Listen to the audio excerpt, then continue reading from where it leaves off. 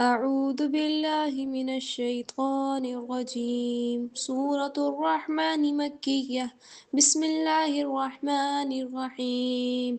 الرحمن علم القرآن خلق الإنسان علمه البيان. الشمس والقمر بحسبان والنجم والشجر يسجدان والسماء رفعها ووضع الميزان ألا تطغوا في الميزان وأقيموا الوزن بالقسط ولا تخسروا الميزان والأرض وضعها للأنام فيها فاكهة والنخل ذات الأكمام والحب ذو العصف والريحان فبأي آلاء ربكما تكذبان خلق الإنسان من صلصال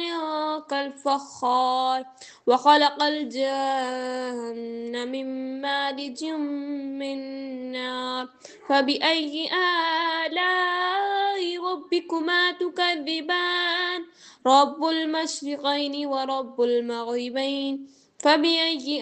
آلاء ربكما تكذبان مرج البحرين يلتقيان بينهما برزخ لا يبغيان فبأي آلاء ربكما تكذبان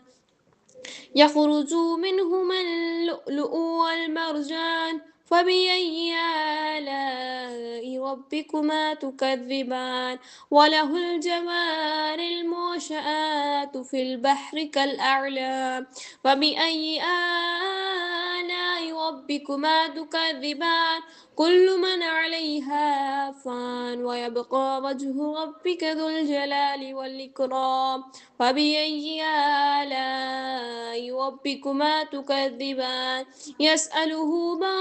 في السماوات والأرض كل يوم هو في شأن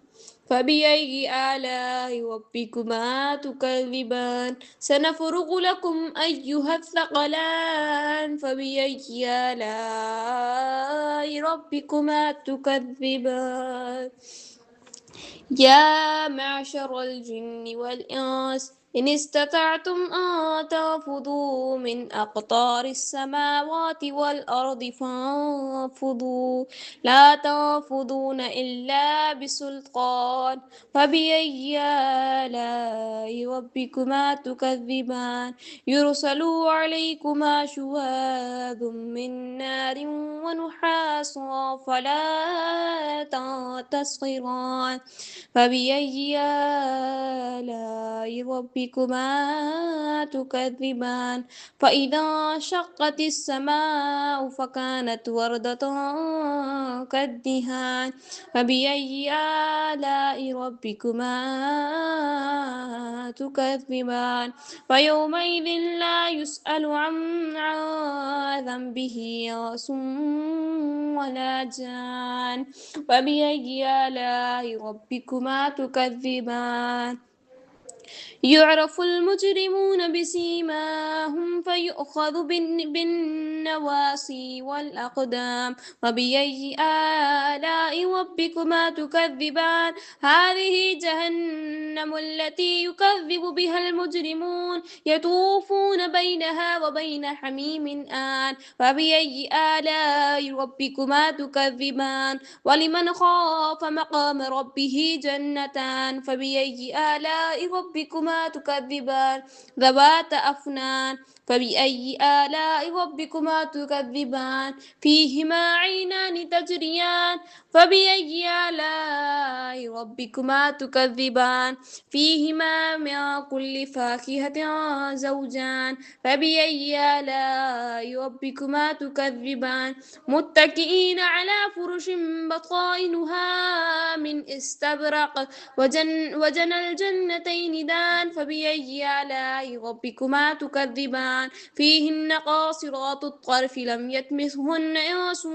قبلهم ولا جان